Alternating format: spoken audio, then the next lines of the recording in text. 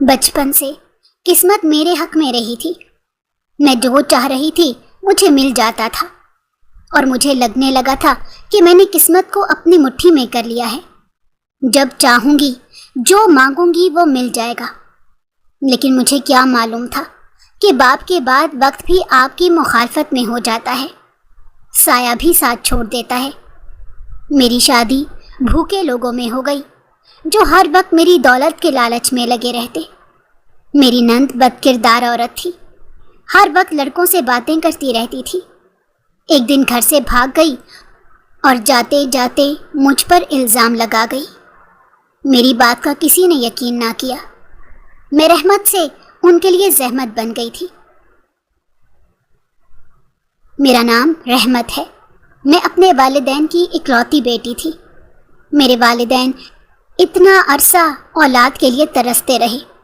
ان کی شادی کے 15 سال بعد میری آمد ہوئی تھی، اور میری پیدائش پر وہ بے انتہا خوش تھے۔ انہوں نے پورے محلے میں مٹھائی بانٹی تھی اور سب کو خوشی خوشی بتایا تھا کہ اللہ نے ہمیں رحمت سے نوازا ہے۔ سب لوگ ابا کو یہی کہا کرتے تھے کہ دوسری شادی کر لو، اپنا مکان ہے اور زمین کا کچھ حصہ بھی تمہارے نام ہے۔ اگر وارث نہ آیا تو یہ جائیداد رشتہ داروں میں چلی جائے گی۔ میری اماں کبھی بھی ماں نہیں بن سکتی تھی، انہوں نے تو امید ہی چھوڑ دی تھی۔ وہ ابا سے خود کہا کرتی تھی کہ دوسری شادی کر لو، لیکن میرے ابا کو یہ منظور نہیں تھا۔ کہنے لگے کہ میں 2 بیویوں میں عدل نہیں کر پاؤں گا، تم میری لاڈلی بیوی کہلاؤ گی، اور اگر اللہ نے مجھے اس سے بھی اولاد نہ دی تو پھر کیا میں تیسری شادی کر لوں گا؟ اللہ کے اختیار میں سب کچھ ہے، اگر انہوں نے مجھے اولاد دینا ہوئی تو وہ مجھے تم سے بھی اولاد دے دیں گے۔ سب عورتیں ماں کو کہا کرتی تھیں کہ تمہیں تو اپنی زندگی پر رشک کرنا چاہیے، کیونکہ اماں اتنے عرصے تک اولاد نہ دے سکیں تو کبھی بھی ابا نے انہیں تانے نہ دیے تھے، یہاں تک کہ کبھی اپنے رویے سے بھی اس چیز کا احساس نہ دلایا تھا۔ اللہ نے میرے ابا کو نا امید نہیں کیا تھا۔ جیسے ہی اماں کی پیٹ سے ہونے کی خوشخبری ملی، ابا تو خوشی سے پاگل ہوئے پھرتے تھے۔ اسی وجہ سے میرے ابا نے میرا نام رحمت ہی رکھ دیا تھا۔ کہنے لگے یہ تو اللہ تعالیٰ کا بہترین تحفہ ہے۔ اس لیے شروع سے مجھے لاڈ پیار سے پالا گیا تھا، میری ہر چھوٹی چھوٹی چیز کو پورا کیا گیا تھا۔ میں نے تو کبھی گرمی میں کچن پر کھڑے ہو کر کام بھی نہیں کیا تھا۔ میری اماں مجھے کسی کام کو ہاتھ نہیں لگانے دیتی تھی، خود سارا دن محنت مشقت کرتی رہتی تھی۔ میں جب پیدا ہوئی میری اماں کہتی ہیں تو میری شہزادی ہے۔ ہر چیز میری اماں تیار کیا کرتی تھی۔ اسکول جاتی تو اسکول کے کپڑے سے لے کر جوتے تک اماں پہناتی تھی، پر واپس آنے پر بھی میرے سارے کام وہی کرتی تھی، اپنے ہاتھ سے نوالا توڑ کر منہ میں ڈالتی تھی۔ اتنی عیاشی تو کبھی کسی کو بھی نہ ملی ہوگی۔ میں نے آج تک کسی کی ڈانٹ نہیں کھائی تھی، کسی کی اونچی آواز تک کو برداشت نہیں کر سکتی تھی۔ میری اماں کہتی تھیں کہ میری بیٹی بہت کمزور دل کی ہے۔ پڑھنے لکھنے کا مجھے بہت شوق تھا، گلی کے اسکول میں ڈالا گیا تھا کہ میری اماں مجھے خود پر دھیان رکھ سکیں۔ مجھے اچھے سے یاد ہے کہ جب پہلے دن اسکول گئی تو میری اماں کافی پریشان ہو گئی تھیں، کہنے لگی نہ جانے میری بیٹی کتنا رو رہی ہوگی۔ مجھے اکیلے رہنے کی عادت نہ تھی، میں اپنے گھر میں اکلوتی ہونے کی وجہ سے دوستوں کے ساتھ کھیلا کودا کرتی۔ شروع میں تو میرا بڑا دل تھا کہ میری بھی کوئی بہن ہو جس کے ساتھ میں کھیل سکوں۔ میری سہیلیاں اپنے بہن بھائیوں کے ساتھ کھیلا کرتی تھیں، لیکن میں سارا دن گھر میں اکیلی رہتی تھی۔ بچیاں میرے کھلونوں کو دیکھ کر حسرت سے کہا کرتی تھی کہ کاش ہمارے پاس بھی یہ کھلونا ہوتا۔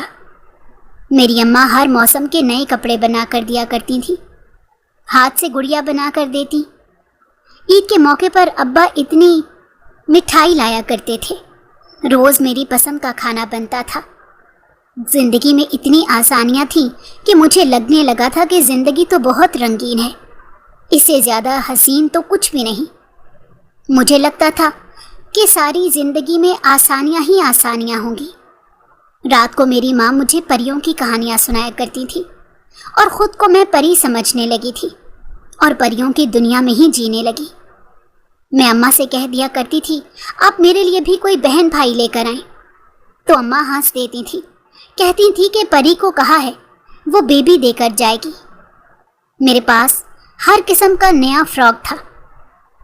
میرے ابا حضور سرکاری نوکری کرتے تھے، ان کی تنخواہ سے میری خواہشات کو پورا کیا جاتا تھا۔ اگر کبھی بیمار پڑ جاتی تو میرے اماں ابا پریشان ہو جاتے، ساری رات میرے سرہانے بیٹھے رہتے تھے۔ اماں قرآنی آیات پڑھ کر دم کرتی تھی۔ میری پیدائش سے پہلے وہ ہر جگہ منت مرادیں مانگ رہی تھی۔ کہنے لگی ہم نے تو کسی پیر بابا کو بھی نہیں چھوڑا تھا، ڈاکٹر کے پاس جاتے رہے تھے، مہنگے سے مہنگا علاج کروایا تھا، ہر کسی نے پیسے بٹورنے کا ذریعہ بنا لیا تھا، ہر انسان نے ہمیں یہی کہا تھا کہ ہماری قسمت میں اولاد نہیں ہے۔ رشتہ دار بھی اماں کو عجیب و غریب باتیں سنایا کرتے تھے، کہتے تھے اتنے سال ہو گئے ہیں گھر کو کوئی خوشی نصیب نہیں ہوئی۔ عورتیں اماں کو احساس دلاتی تھیں کہ اماں کے اندر کمی ہے۔ کہنے لگیں کہ ہمارے 2 بچے بڑے بھی ہو گئے ہیں، تمہاری شادی تو ہم سے پہلے ہوئی تھی۔ ڈاکٹر کو تجویز کیا کرتے تھے۔ میری اماں بہت پریشان رہا کرتی تھیں، سوچ سوچ کر اپنی طبیعت خراب کر لیتی تھی، اور تو اور کئی بار انہوں نے ابا کو خود کہا تھا کہ میرا علاج ممکن نہیں ہو سکتا، تم میری خاطر کیوں اولاد کی نعمت کو ترس رہے ہو، اگر چاہو تو شادی کر سکتے ہو۔ اماں نے جس دل سے یہ بات کہی تھی یہ تو انہیں ہی معلوم تھا، کیونکہ وہ بیچاری تو ہمیشہ سے ابا کو اپنا سب کچھ مان چکی تھی، لیکن اپنی خاطر کسی کو اولاد کی نعمت سے محروم نہیں کر سکتی تھی۔ میرے ابا بھی ان کے احساسات کی قدر کرتے تھے، انہوں نے کبھی بھی اپنی اس کمی کو حاوی نہیں ہونے دیا۔ کہتے تھے کہ اولاد نہ ہونے سے زندگی رک تھوڑا جاتی ہے، لیکن لوگ آپ کو کسی بھی حال میں خوش نہیں رہنے دیتے، ہر بار آپ کی کمیوں کو گنوا کر خوشی کے لمحے بھی آپ سے چھین لیتے ہیں۔ میری اماں تو پہلے ہی بے حد معصوم تھی، آخرکار 15 سال بعد جب یہ امید دکھائی دی تب لوگوں کا یہی کہنا تھا کہ بیٹی ہو گئی ہے، اگر بیٹا ہو جاتا تو بڑھاپے کا سہارا بن جاتا۔ میری امی کی عمر 35 سال تھی جب میں دنیا میں آئی، اور جیسے جیسے میں بڑی ہو رہی تھی میرے ماں باپ تیزی سے بوڑھے ہو رہے تھے، انہیں میری فکر لگی رہتی تھی۔ وہ ہر وقت کہتے تھے کہ ہماری زندگی میں ہی تمہارا کچھ بن جائے تو اچھا ہے، ورنہ دنیا بہت ظالم ہے۔ اسکول کی پڑھائی میں ہمیشہ میں اول پوزیشن لے کر آیا کرتی، اور میرے ماں باپ میری کامیابی کے جشن کو ویسے ہی مناتے تھے۔ میری اماں بھی خوش رہنے لگی تھی۔ اتنے سال جب اولاد نہ ہوئی تو ہر ایک بندے نے انہیں باتیں سنائی تھی۔ ابا نے تو انہیں ان رشتہ داروں کے گھر لے جانا ہی چھوڑ دیا تھا جو بات بات پر اماں کو نیچا دکھانے کی کوشش کرتے تھے، یہاں تک کہ اماں کے بھائی اور بھابھی بھی ایسی ہی طبیعت کے تھے۔ جب میں نے آنکھ کھولی تو اماں ابا نے مجھے اپنے ساتھ ہی رکھا، کبھی کسی رشتہ دار کے گھر رہنے نہیں دیا تھا۔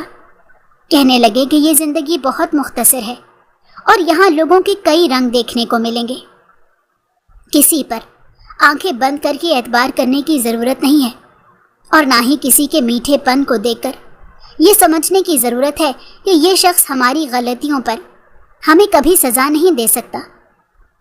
برا وقت آتے ہی لوگ بدل جاتے ہیں، اور ان کی باتیں مجھے دیر سے سمجھ آنے لگی۔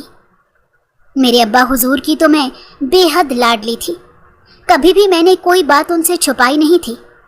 جو بات ہوتی تھی اسکول کی روداد آ کر گھر سنایا کرتی، اگر کوئی مجھے ڈانٹ دیتا تو مجھے بخار چڑھ جاتا تھا۔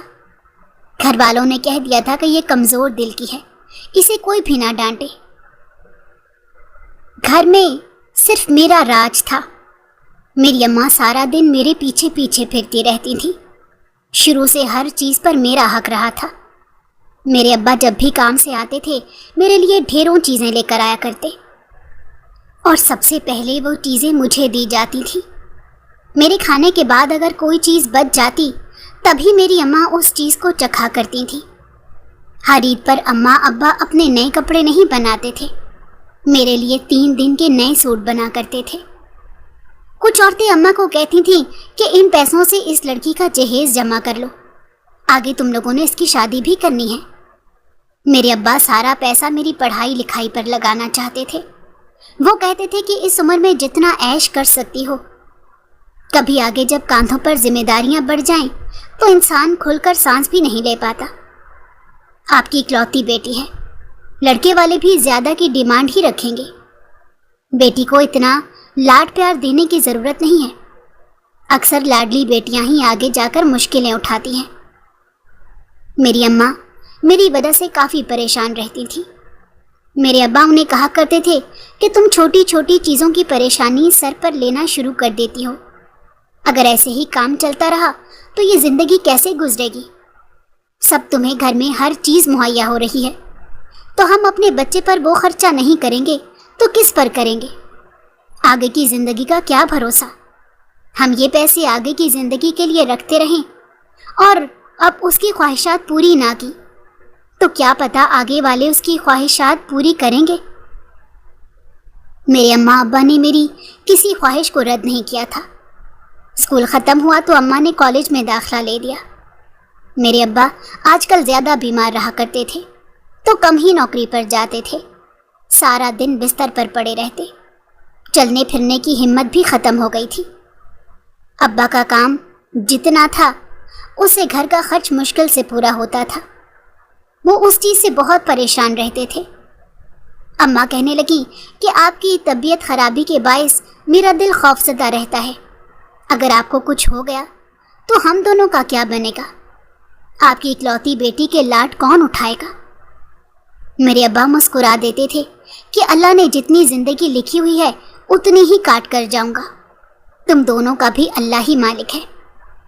مجھ سے وہ دونوں اپنی ہر پریشانی کو چھپایا کرتے تھے۔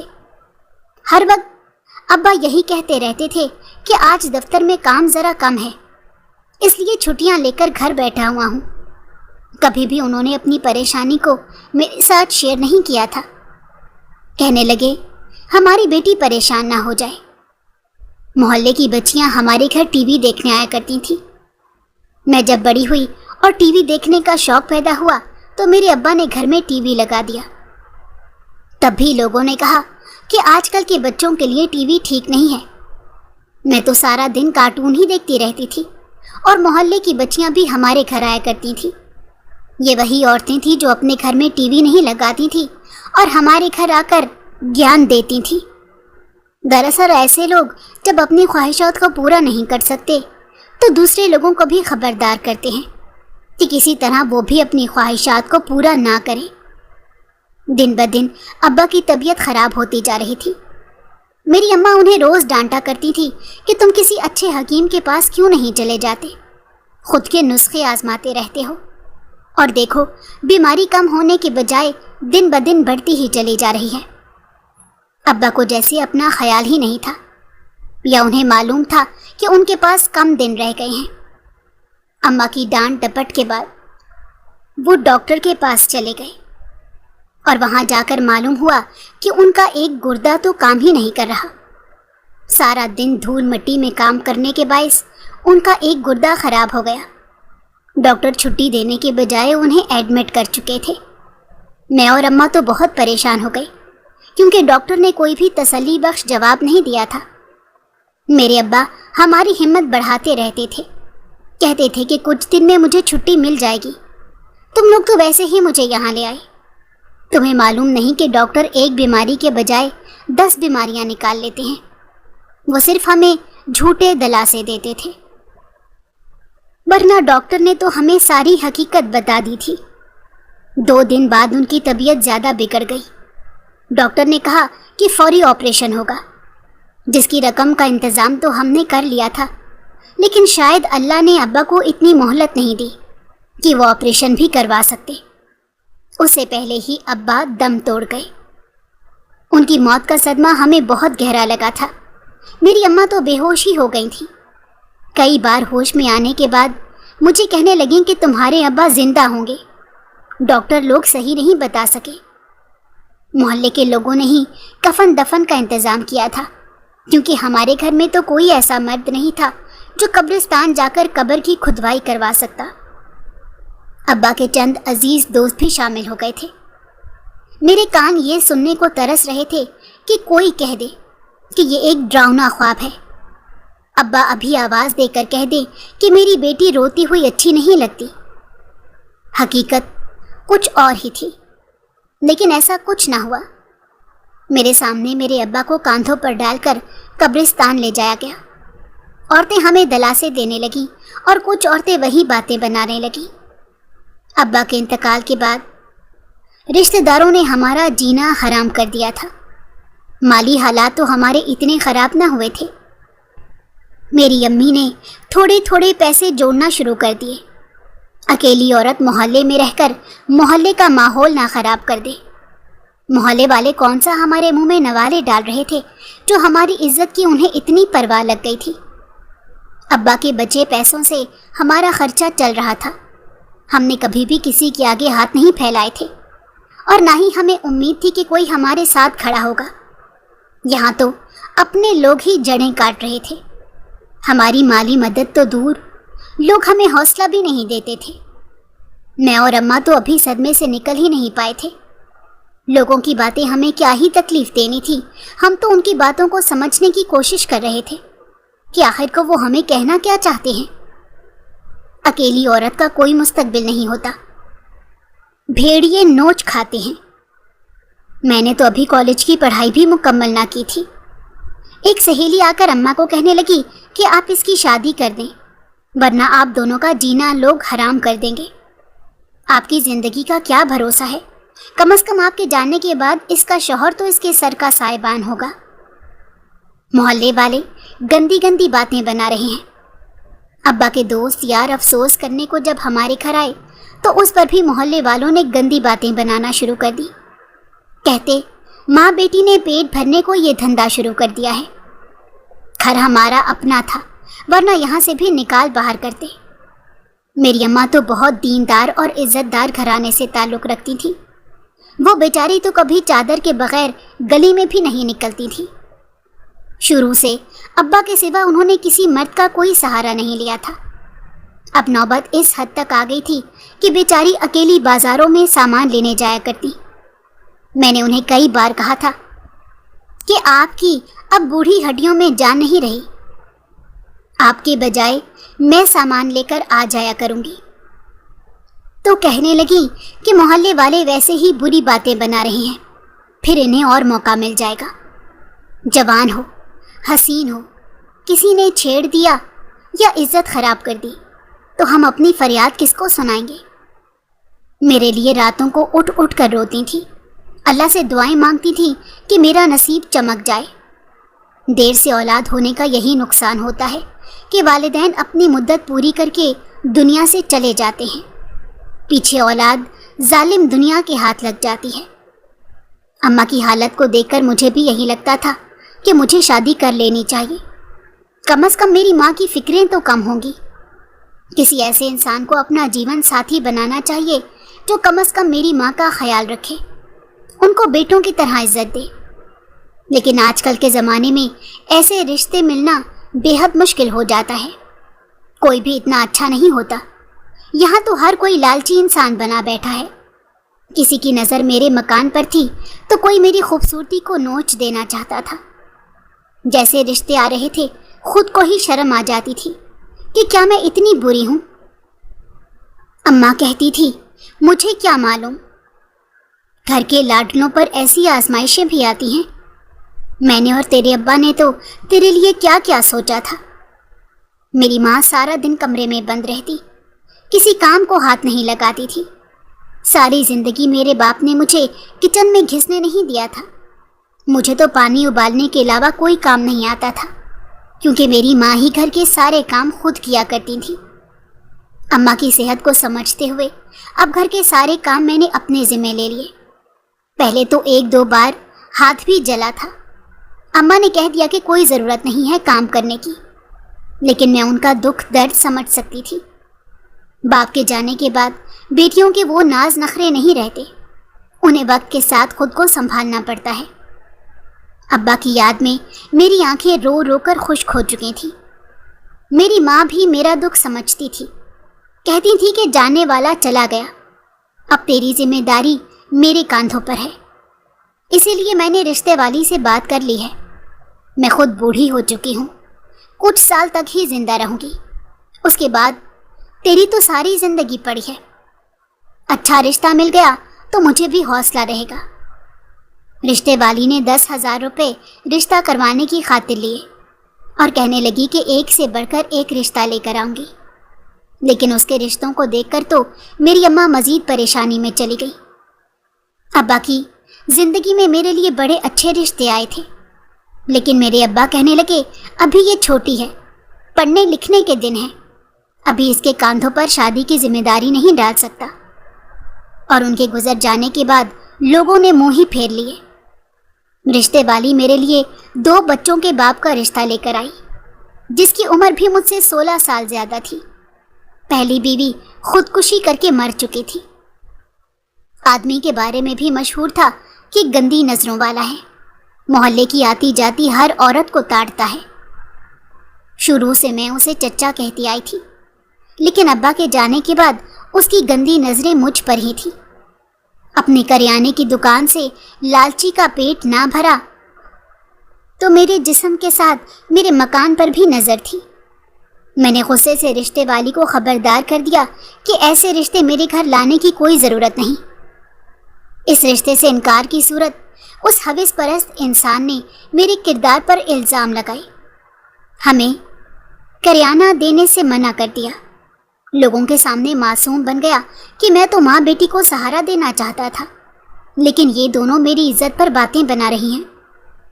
دوسرا رشتہ کم عمر لڑکے کا آیا، جس کو پہلے ہی محلے والوں نے عجیب باتیں سنا دی تھیں، لیکن انہیں اس بات سے کوئی فرق نہیں پڑتا تھا، کیونکہ وہ تو صرف مکان کی لالچ میں شادی کرنا چاہتا تھا۔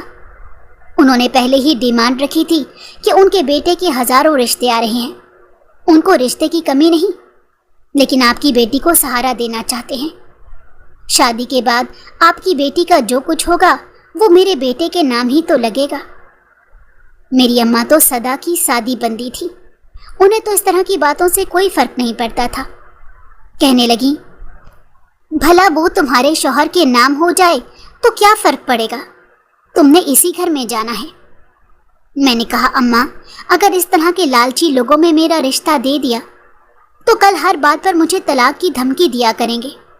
یہ گھر اگر میرے نام پر رہے گا تو انہیں کیا فرق پڑتا ہے؟ انہیں اس چیز سے کوئی فرق نہیں پڑنا چاہیے کہ گھر میرے نام رہے یا ان کے نام۔ میں نے سسرال والوں سے صرف اتنا ہی کہا تھا کہ اگر شادی کے بعد میرا سب کچھ میرے شوہر کا ہوگا تو ان کا سب کچھ بھی میرا ہونا چاہیے، اس لیے بدلے میں آپ مکان میرے نام کروا دیں۔ اس بات پر میری ہونے والی ساس کو بہت جلال آ گیا۔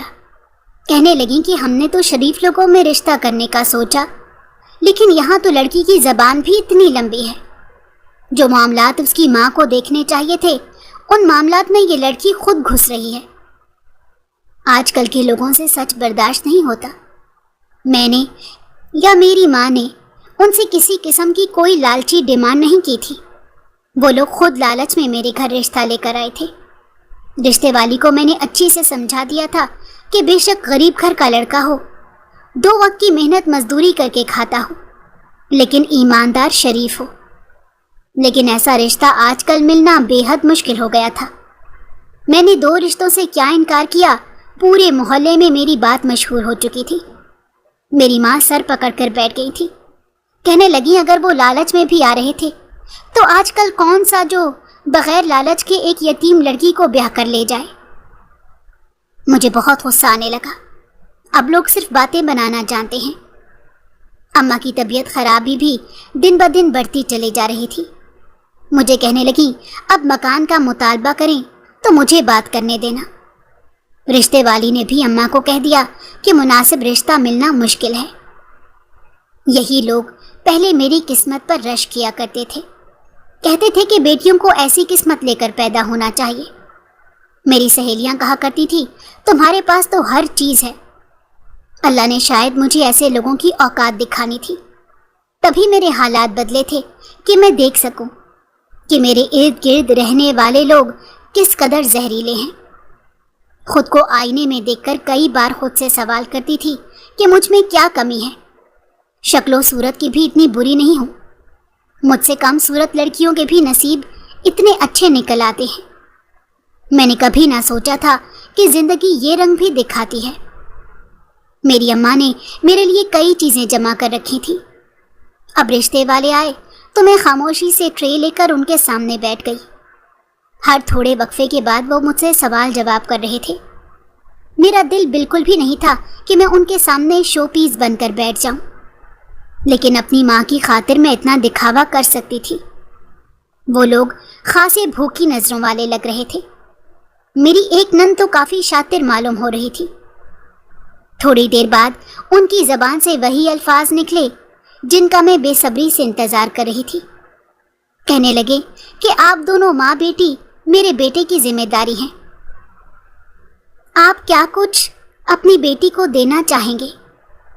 अगर आप बता दें तो हमारे लिए भी आसानी होगी। मेरी माँ ने मुझे एक नज़र देखा और खामोशी से कहने लगी कि जो कुछ मेरी बेटी के नाम पर है वो सब आपके बेटे को ही दिया जाएगा। मेरे खानदानी जेवरात के अलावा ये घर भी मेरी बेटी के नाम है। इतनी बात सुननी थी कि उन दोनों की आंखें चमक उठी थी।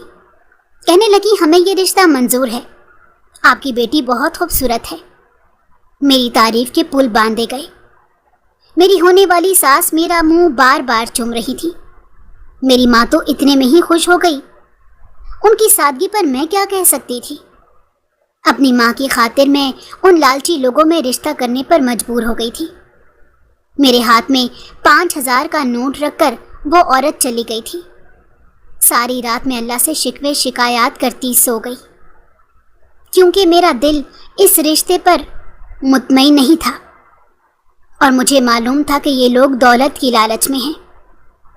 जैसे ही सब दौलत उनके नाम होगी, वैसे ही मेरी हैसियत भी एक नौकरानी बराबर रह जाएगी और उसके बाद मेरी बूढ़ी माँ को इससे ज़्यादा तकलीफ होगी। अपने हिस्से की मुश्किलात को मुझे खुद ही काटना था। मैं अपनी माँ को मज़ीद तकलीफ नहीं दे सकती थी। घर में अम्मा ने शादी की तैयारियां शुरू कर दी।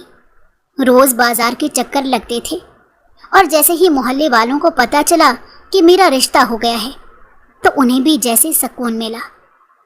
मेरी अम्मा ने मेरे लिए सुर्ख जोड़ा पहले से लेकर रखा था। अगर मेरे अब्बा जिंदा होते तो हमारे हालात भी मुख्तलिफ होते और मुझे कभी भी इन लालची लोगों के सुपुर्द ना करते। मुझे 1% भी अपनी शादी में कोई दिलचस्पी नहीं थी। घर में अम्मा की गज़ब की तैयारियां कर रही थी और अल्लाह से उम्मीद लगा कर बैठी थी कि मेरा शौहर लालची सी तबीयत का इंसान ना हो। वो मुझसे सब कुछ अपने नाम करवाने के बाद भी इसी तरह का रहे। मेरी अम्मा ने अपनी हैसियत से बढ़कर मेरे लिए सब चीज़ें खरीदी और वो सब चीज़ें बेहद प्यारी थी। एक बेटी वालिदैन पर बोझ क्यों बन जाती है? सारी ज़िंदगी वालिदैन उसे पढ़ाते लिखाते में अपनी ज़िंदगी लगा देते हैं। आखिर में फिर ट्रक भर कर जहेज़ भी देना पड़ता है। ये सब कहाँ का इंसाफ है? आजकल के माशरे में निकाह को आसान बनाने के बजाय मुश्किल बना देते हैं। लड़के वालों ने यह भी कहा था कि बारात बड़ी धूमधाम से आएगी, क्योंकि हमारे इकलौते बेटे की शादी है। इस वजह से हम किसी किस्म की कोई कमी नहीं चाहते। मेरी शादी हो गई। पहले तो यही तय पाया था कि सिर्फ लड़का मेरे साथ रहने को आएगा, लेकिन उसका पूरा टब्बर अपने साजो सामान के साथ हमारे घर में पड़ाव डाल चुका था। ये अनोखी शादी थी कि लड़के वाले अपना सामान लेकर हमारे घर आ रहे थे, और जब माल मुफ्त हो तो कौन ख्याल करता है। हमारे अच्छे भले घर का नक्शा बिगाड़ दिया था। मेरे कमरे में मेरी नंद ने कब्जा जमा लिया। मुझे तो बहुत गुस्सा आया कि बचपन से मैं उसी कमरे में रह रही थी, लेकिन मेरी माँ ने मुझे अपनी कसम देकर खामोश करवा दिया।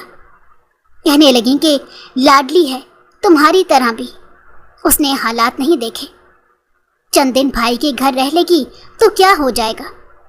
उसकी शादी के बाद तुम इस कमरे में अपने शौहर के साथ शिफ्ट हो जाना। उनकी बात मुझे किसी तरह मुनासिब भी लगी थी। शादी के शुरू के दिनों में मैं भी लड़ाई करके माहौल को ख़राब नहीं करना चाहती थी। मेरा शौहर काफ़ी दोगली तबीयत का मालिक था। कमरे के अंदर तो वो मेरी जी हजूरी किया करता था, میں جو بات کہہ دیتی اس میں ہاں میں سر ہلا دیتا۔ میرے حسن کے قصیدے پڑھا کرتا تھا۔ یوں لگتا تھا کہ جیسے میرے عشق میں گوڈے گوڈے ڈوب چکا ہو۔ لیکن جیسے ہی کمرے سے باہر نکلتا تھا اپنی ماں اور بہن کی زبان بولتا تھا۔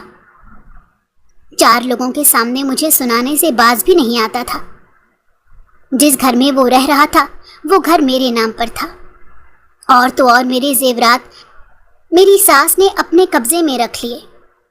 میری ماں کو تو گھر کی نوکرانی بنا دیا تھا۔ ساس میٹھی زبان کا استعمال کرتے ہوئے گھر کا سارا کام میری ماں سے کروا لیتی۔ میں نے اپنی ماں کو کئی بار منع کرنے کی کوشش کی کہ آپ کو سر نیچے کر کے یہاں رہنے کی کوئی ضرورت نہیں، بلکہ آپ تو سر اٹھا کر چلنا سیکھیں کہ یہ مکان آپ کے شوہر کا تھا۔ لیکن میری ماں کہنے لگی کہ بیٹیوں کے گھر رہتے ہوئے ماؤں کو 2-4 باتیں برداشت ہی کرنی پڑتی ہیں۔ ویسے بھی پہلے بھی میں کام ہی کرتی تھی، اب بھی کر لوں گی تو کون سا کوئی موت آ جائے گی۔ کئی بار وہ مجھے ٹوک دیا کرتی تھی، کہتی تھی کہ چھوٹی چھوٹی باتوں کو دل پر مت لیا کرو۔ سسرال کے شروع کے دن اکثر مشکل ہی نکلتے ہیں، لیکن میرا تو ہر آتا دن پہلے سے زیادہ مشکل ہو رہا تھا۔ شوہر کا دل بھی مجھ سے بھر چکا تھا، اپنے دوستوں کے ساتھ مصروف رہتا تھا۔ اگر گھر آ جائے تو میری ساس جھوٹے الزام لگا کر مجھے ڈانٹ پڑوا دیتی تھی۔ میرے شوہر نے مطالبہ کرنا شروع کر دیا کہ میں اپنا مکان اس کے نام کر دوں۔ زیورات تو اس کی ماں مجھ سے پہلے ہی لے چکی تھی، اور مجھے پورا بھروسہ تھا کہ وہ زیورات مجھے ساری زندگی واپس نہیں ملنے والے ہیں۔ میں زیورات سے زیادہ سسرال والوں کے لالچی رویے کا افسوس کرتی تھی۔ ایک روز شادی کی دعوت پر میں نے اپنی ساس کو کہہ دیا کہ میرے سونے کی جیولری مجھے واپس کر دیں تاکہ میں پہن کر جا سکوں۔ میں صرف ان کے رویے کو دیکھنا چاہتی تھی کہ وہ کیسا رویہ اپناتی ہیں۔ وہ تو غصے سے مجھ سے باتیں سنانے لگی کہ 4 دن تم نے اپنا سونا کیا دے دیا، اب مجھ سے واپس لینے کی باتیں کر رہی ہو۔ وہ تو میں نے بینک میں رکھوا دیا تھا۔ مجھے کیا معلوم تھا کہ میری بہو مجھ پر ہی شک کرنے لگ جائے گی۔ تم آرٹیفیشل بھی پہن کر جا سکتی تھی، لیکن تم نے یہ دیکھنا مناسب سمجھا کہ کہیں تمہاری ساس تمہارے زیور کو لے کر بھاگ نہ جائے۔ اتنی بات سننی تھی کہ میرے شوہر نے مجھ سے ناراضگی اختیار کر لی۔ میری ماں تو مجھے سمجھانے لگی، باتیں سنانے لگی۔ وہ بیچاری بوڑھی ہو چکی تھی، ہڈیاں ان کی کام نہیں کرتی تھیں۔ میری ساس ہٹی کٹی ہو کر بھی گھر کا کوئی کام نہیں کرتی تھی۔ میری نند سارا دن فون لے کر کمرے میں بند رہتی تھی، اور اپنے کمرے میں کسی کو آنے جانے کی اجازت بھی نہیں دے رہی تھی۔ ایسے بھوکے ننگے لوگ تھے کہ ہمارے گھر میں آ کر قبضہ کر چکے تھے۔ انہوں نے تو خاصی توڑ پھوڑ بھی شروع کر دی تھی۔ مجھے یہ سب دیکھ کر دلی تکلیف ہوتی تھی کہ کیسے لوگوں کے درمیان رہ رہی ہوں۔ اب مجھ پر دباؤ ڈالنے لگے کہ یہ مکان ہمارے نام کر دو۔ پہلے ہی ان کے رنگ ڈھنگ دیکھنے کو مل گئے تھے، بعد میں تو انہوں نے کیا ہی حال کرنا تھا۔ میں بھی ٹال رہی تھی کہ کسی طرح ٹل جائیں۔ جس طرح میری ساس میرے زیورات کو لے کر ہنگامہ کھڑا کر چکی تھی، ویسے ہی وہ مکان کے کاغذات پر بھی ہنگامہ کھڑا کر سکتی تھی۔ ایسے نیچ لوگ جب کچھ نہ بنے تو میری ماں کو ورغلانا شروع ہو گئے کہ تمہاری بیٹی نے پہلے تو کہا تھا کہ یہ سب کچھ میرے بیٹے کے نام کر دے گی، وہی تمہاری بیٹی کا اور تمہارا خرچ اٹھا رہا ہے، اور اب تم اپنی بات سے مکر گئی ہو۔ میری ماں مجھے سمجھانے لگی کہ تم اپنے شوہر کے نام سب کچھ کر دو۔ اماں کی بیماری تک کا خرچہ تو میں اٹھایا کرتی تھی۔ اماں کی تھوڑی بہت جمع پونجی میں نے خود کے پاس سنبھال کر رکھی تھی، جس سے اماں کا علاج ہو رہا تھا۔ میری بوڑھی ماں ایک دن سسرال والوں کے تانوں اور لڑائیوں سے تنگ آ کر منہ موڑ چکی تھی۔ ان کے جانے پر میں مطمئن تھی کہ میری خاطر میری ماں کو مزید ذلیل نہیں ہونا پڑا۔ ان کی آنکھیں بند کرتے ہی میری ساس نے مجھ پر مزید زندگی تنگ کر دی۔ والدین کے چلے جانے سے پتہ چلتا ہے کہ ان کے سوا کوئی بھی آپ کو پیار کرنے والا نہیں ہے۔ میری ساس ایسی جاہل عورت تھی کہ اس نے پھر بھی ہنگامے کرنا کم نہ کیے تھے۔ میری نند بھی خاصی بد کردار معلوم ہوئی تھی۔ سارا دن کمرہ بند کر کے لڑکوں سے باتیں کرتی تھی اور ایسے سمجھتی تھی کہ اس سے زیادہ پاک صاف اور کوئی نہیں۔ پورے محلے میں انہوں نے تماشا لگا دیا تھا۔ محلے والے بھی اب خاموش تھے۔ ایسے محلے والوں کو انسان جہنم کی آگ میں پھینک دے۔ مجھے اپنی نند پر بے حد غصہ تھا۔ کئی بار تو میں نے بھی اسے رنگے ہاتھوں پکڑا تھا۔ وہ ڈھیٹ بن جاتی تھی، آگے سے مسکرانے لگتی تھی، کہنے لگی کہ جس دن تم نے میرا پول کھولنے کی کوشش کی اس دن تم خود ہی پھنس جاؤ گی۔ میں اپنے بھائی کو کہہ دوں گی کہ میرے بجائے تم لڑکوں سے بات کرتی ہو۔ میں نے کہا کہ اللہ ایسوں کا انجام برا ہی کرتا ہے، تم بے فکر رہو۔ میری ساس بھی کسی کام کی وجہ سے اپنے گاؤں گئی ہوئی تھی۔ ان کے جانے سے گھر میں کافی سکون تھا، کیونکہ ہر روز گھر کے کام کے باوجود وہ مجھ پر کئی طرح کے الزامات لگا چکی تھی۔ گھر کا ماحول بھی خراب ہو چکا تھا۔ ہر روز میرے اور میرے شوہر کی لڑائی ہوتی تھی۔ مجھے اپنے شوہر سے بھی عجیب سی نفرت ہونے لگی تھی، کیونکہ وہ انسان اپنی ماں کی ہر بات پر یقین کر لیتا تھا، اور میں اس سے کوئی سچ دکھاتی تھی تو اس سچ کو جھوٹ ہی سمجھتا تھا۔ ایسے لڑکوں کو تو شادی کرنا ہی نہیں چاہیے۔ ساس کی غیر موجودگی میں نند نے بھی اپنا کارنامہ دکھا دیا۔ سارے زیورات جو میری ساس جھوٹ بول رہی تھی کہ انہوں نے لاکر میں رکھوا دیے ہیں، وہ سارے زیورات لے کر میری نند فرار ہو گئی تھی۔ وہ اتنے دنوں سے جس عاشق سے باتیں کر رہی تھی اس کا بھی ہمیں معلوم ہو گیا تھا۔ میری نند نے گھر سے جاتے ہوئے بھی میری زندگی کو مزید دشوار بنا دیا۔ مجھ پر الزام لگا گئی کہ بھابھی نے مجھے گھر سے بھگانے میں مدد کی ہے۔ میری ساس بھی فوراً گھر پہنچ گئی تھی، کہنے لگی کہ میری بیٹی تو بہت بھولی تھی، سارا دن گھر کے کاموں میں لگی رہتی تھی اور بھابھی کو آرام دیتی تھی۔ اسے کیا معلوم تھا کہ اس کی بھابھی اس کے لیے ہی کھڈا کھود رہی ہے۔ میں حیرانی سے ان کی باتوں کو سن رہی تھی۔ میں نے کہا، آپ کو تو پہلے سے معلوم تھا کہ آپ کی بیٹی لڑکوں سے باتیں کرتی ہے، آپ مجھ پر اس طرح کی الزام تراشی کس طرح کر سکتی ہیں؟ آپ بھی ایک بیٹی کی ماں ہیں، آپ کو معلوم ہے کہ لڑکیوں کے لیے یہ زندگی کس قدر مشکل ہے۔ میں نے تو آپ کی بیٹی کو پہلے بھی سمجھایا تھا کہ وہ ان کارناموں سے باز آ جائے۔ میرا شوہر میری بات پر اعتبار کرنے کی بجائے مجھ پر ہی غصہ ہو رہا تھا، کہنے لگا کہ ضرور تم نے ہی بھڑکایا ہوگا۔